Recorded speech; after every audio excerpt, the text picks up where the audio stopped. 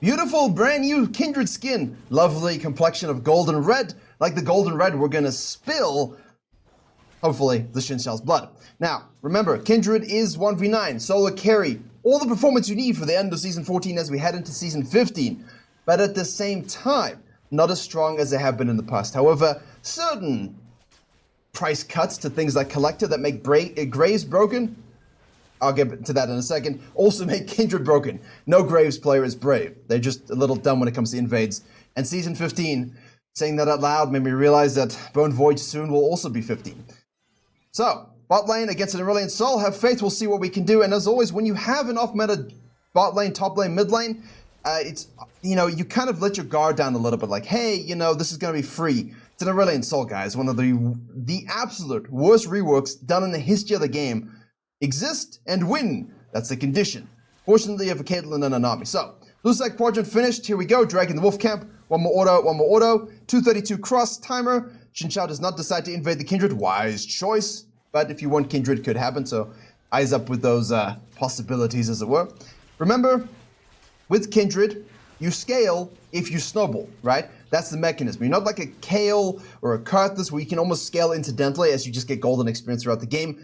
Kindred needs marks. Kindred needs to get gold and push that advantage from level 6 all the way to level 11. It's not a case where you just relax and become super strong. You've got to make sure that you grab your destiny.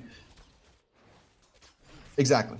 So, Yone is against the Ornn here, shoved out as expected. Disgusting, but we're going to full clear. We see the Xinxiao down here. Nice tight pathing, so he's against the wall. He's going to go around the vision. This is something we talk about in coaching class and Virkayu.gg all the time. Not only do I have a free jungle improvement resource, I also have a dedicated program with jungle video courses, jungle coaching, coaching classes, a jungle VOD library, special weekly content you'll see nowhere else. All of this available through a premium jungle Discord, which is highly active, a huge community that help each other climb using my jungle program and courses. As we have seen by everybody hitting their peak rank goals in Split 1 and Split 2 of Season 14 as fast as possible. So to climb faster than everybody you know and to jungle diff every game you play, head to Virkayu.gg or click the link in the description below, where I'm actually live streaming the session right now.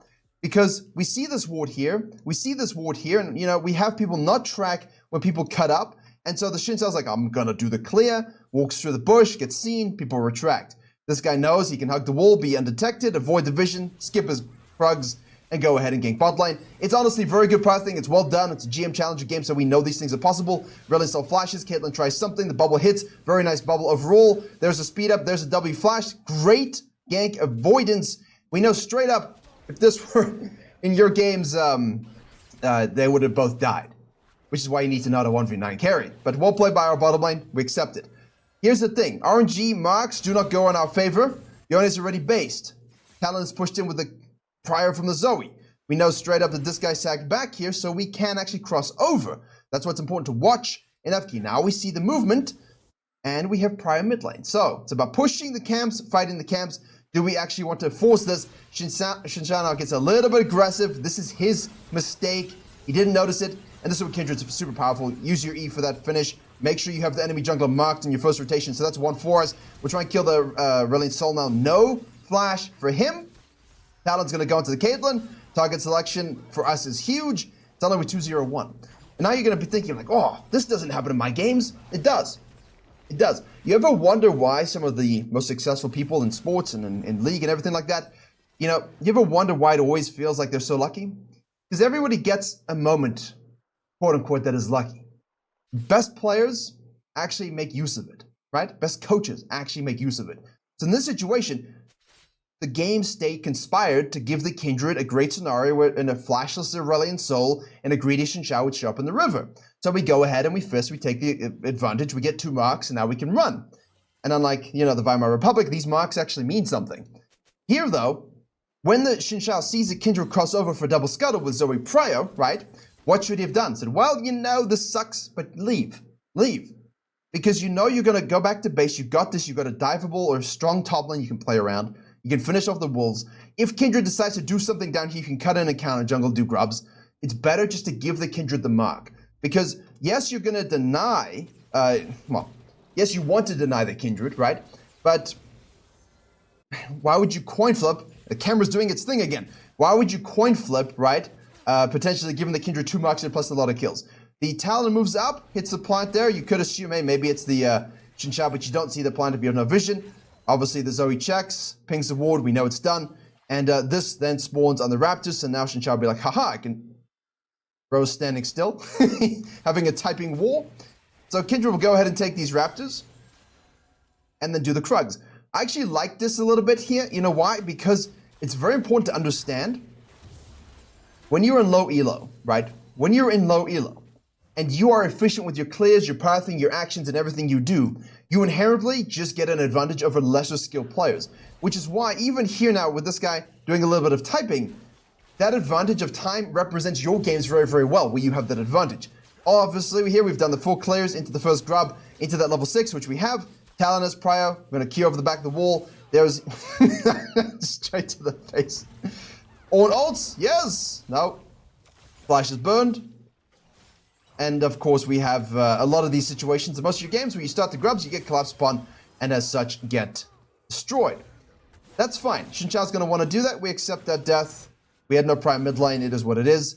Ideally, we want to live and ult, but if you feel like you're straight up dead, by all means, don't waste your ult. Here things get a little interesting, right? A lot of times I look at this, I'm like, okay, I got the first grub. I just need to get the next 4.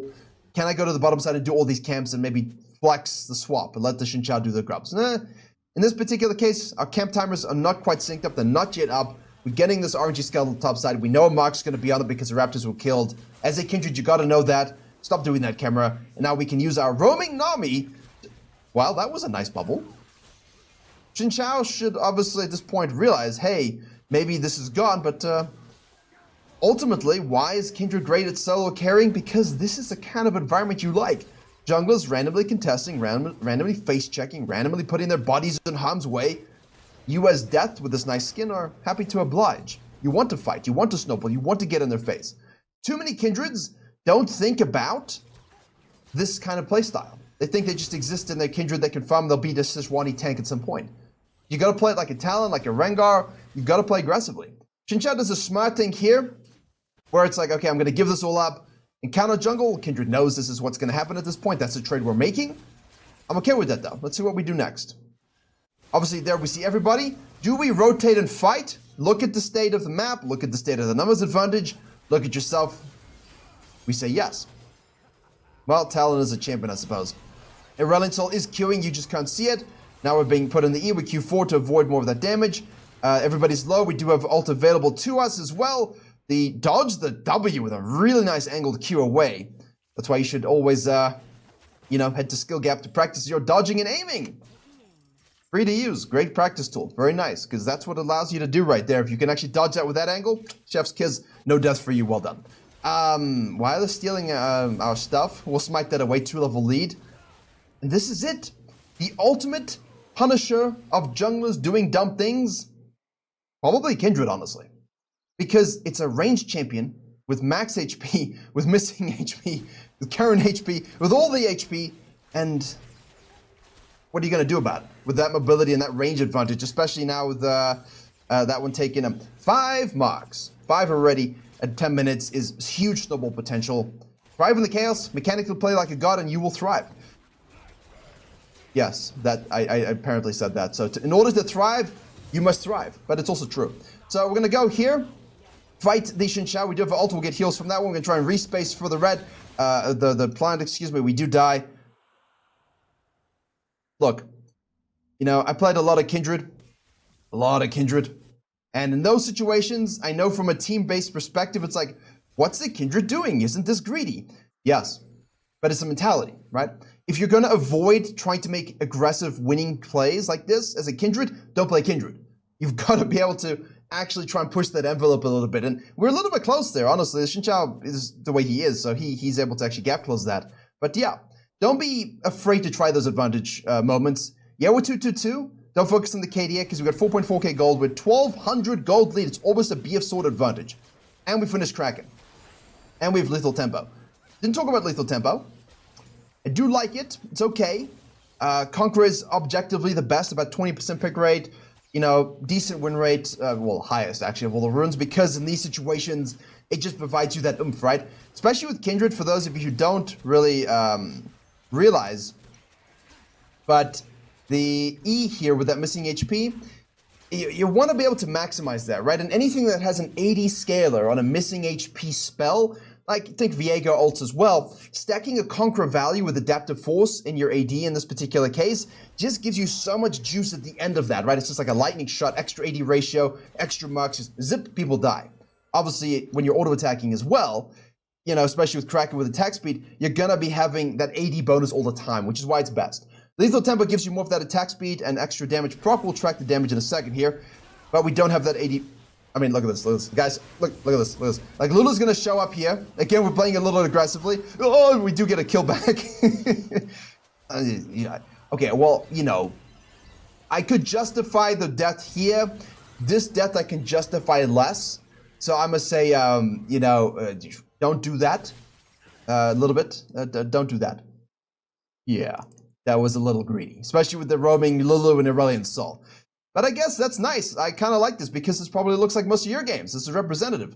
So there you go. See that we got a max time at 24 seconds uptime, and we've dealt 199 damage. Not convinced. Essentially, I would still throw it as PTA default. If you're new to Kindred, amplify that damage. Sorry, that's an old thing, but get that free attack PTA proc, or go with the Conqueror for your AD ratios. Okay. Lethal Tempo's fine. Just don't really feel like it hits as hard. I feel like the attack speed is like, oh, it feels good, but we don't really have on-hit items that synergizes well with Kindred. Like back in the day, we had a jungle item based upon attack speed called Devourer. That's great for the Lethal Tempo. We don't really have that anymore, so that's my 2 cents on it. Now, this aggression here, of course, fine. If no one's going to collapse and kill you, this grub camp is the one we want. Heal off, make sure we get that kill. But at the same time, this does look like most of your games.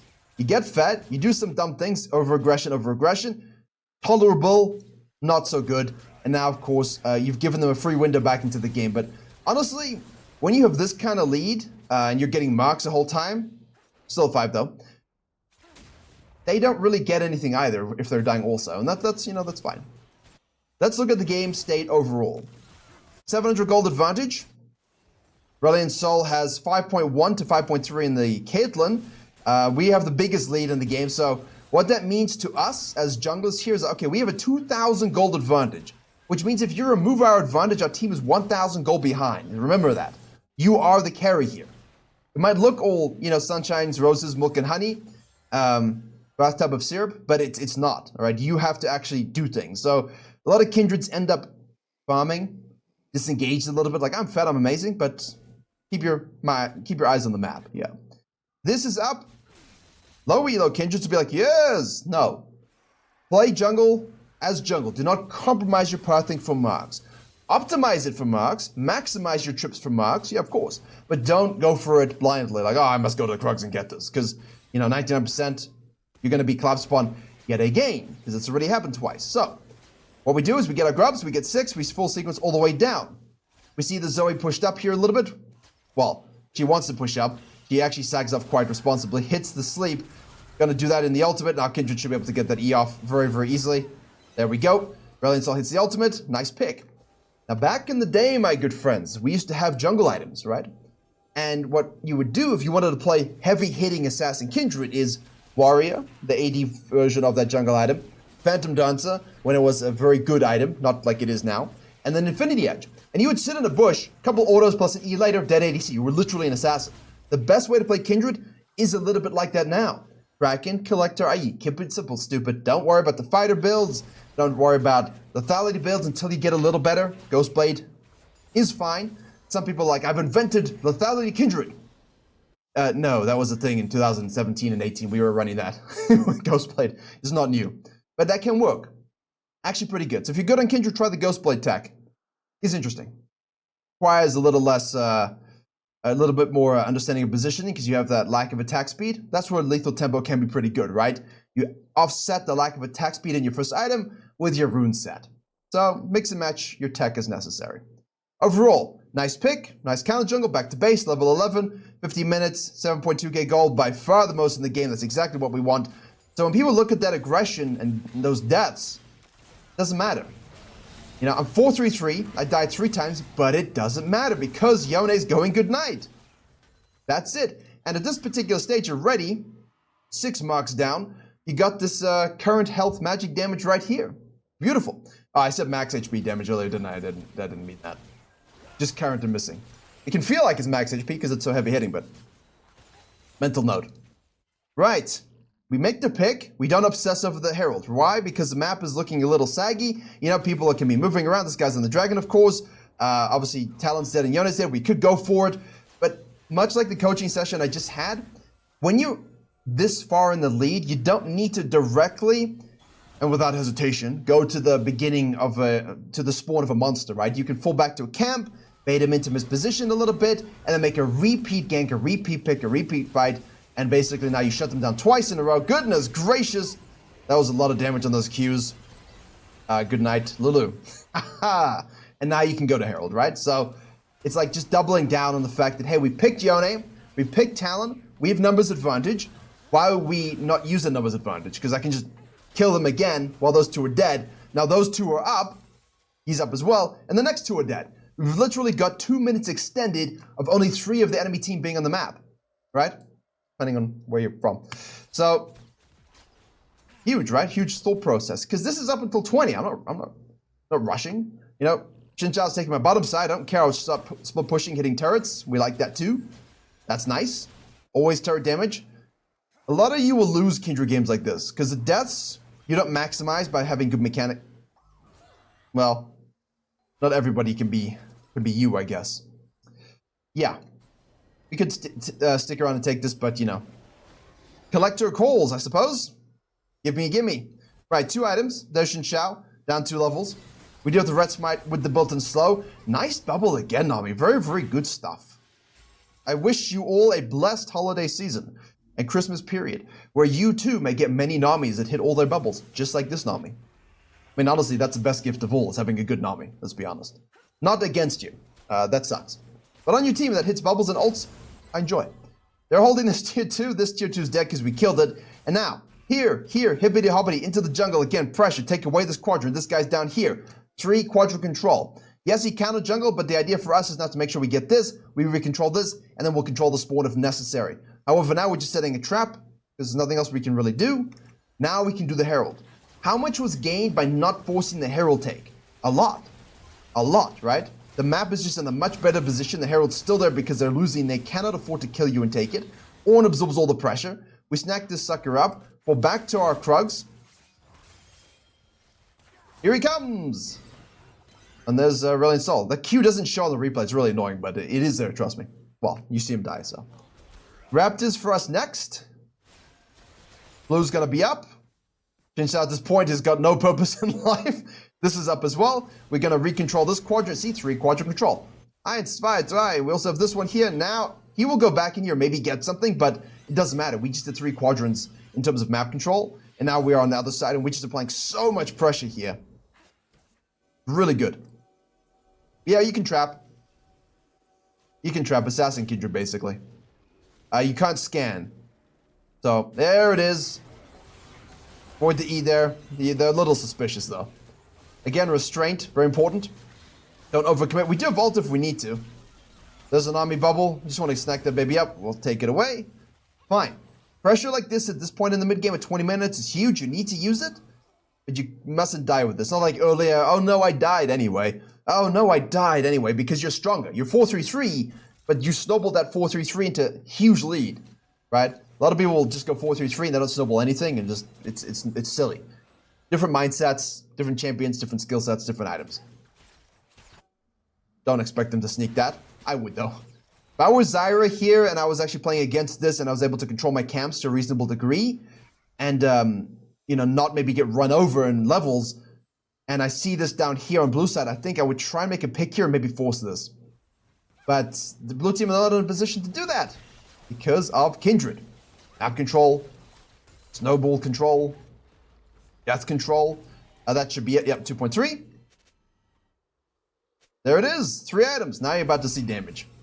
This is Kindred, right? 21 minutes, 3 items, gave away 2 dragons. Like I just said in the coaching session as well, who cares? Who cares? I'll just get the next 4. Not stressed at all. That's a mindset you gotta have as well with these kinds of champions. Snack this baby up as well. 8 marks at this point. They're shoved in.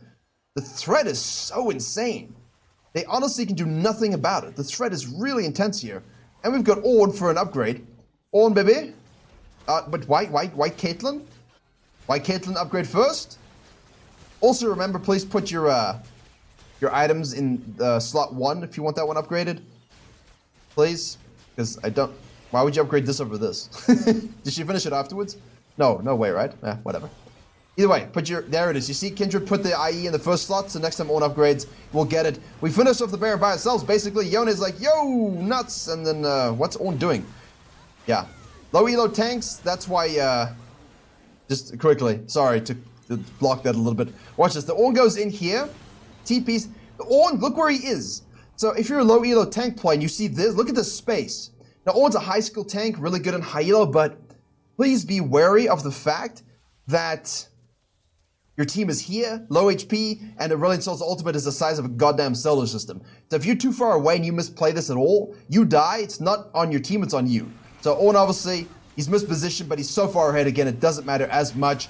And the Kindred and everyone can fall off because they got long range. Kindred with 10 stacks at this point, Caitlyn, Zoe, they can actually play around that pretty fine. So just keep that in mind. Chase down, chase down, chase down. Nicely done. Free Baron 2. 637 doesn't look like a sexy KDA. Because the game isn't about KDAs, it's about gold and experience. Talon goes in, Talon gets killed because Talon champion. Also recommended 1v9 solo queue jungle. See that video on the main channel. Yeah. Very strong. Very dangerous. Very annoying.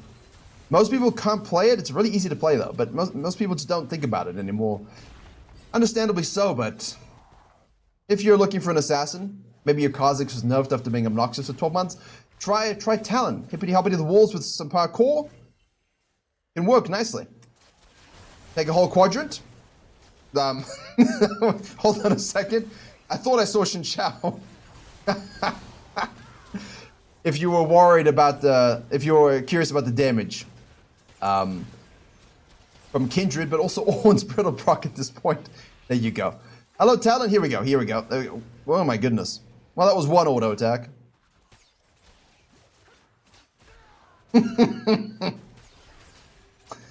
There you go. This build is great, and of course there's a like 98 over like yeah, you gotta. I'll take 98 over 78, even though it doesn't really matter. The bigger number always wins. Either way, IE upgraded, we take that. Death cap upgraded, we take that. Specifically death cap. All right, Baron snacked. That aside, we'll siege the bottom lane. Yone's pushing top lane, push the bottom wave. And in theory, this should be a nice straight closeout. So 7-3-8, good example of some over-aggression from the Kindred, but that really does hopefully give you a window into the mindset there. That's very important for you to understand when you play this champion. Also, the power spike of the items, how to actually use the Q for mechanics as a dodge spell as well as an engage spell. A lot of Kindreds, damage. A lot of Kindreds actually Q in all the time. And in this game, you saw Kindred dodge a lot of Aurelian Soul E's to get them ability. You saw them dodge the Xin Chao W's, right? So it's not just an aggressive tool, it's also a highly necessary mobile dodging tool that you got to play around. So yeah, great, solid, really nice Kindred game. Well, damn good Kindred game. A little bit of death as well, just in case you were curious about what if my team are behind in gold and I've made a few boo-boos. It don't really matter.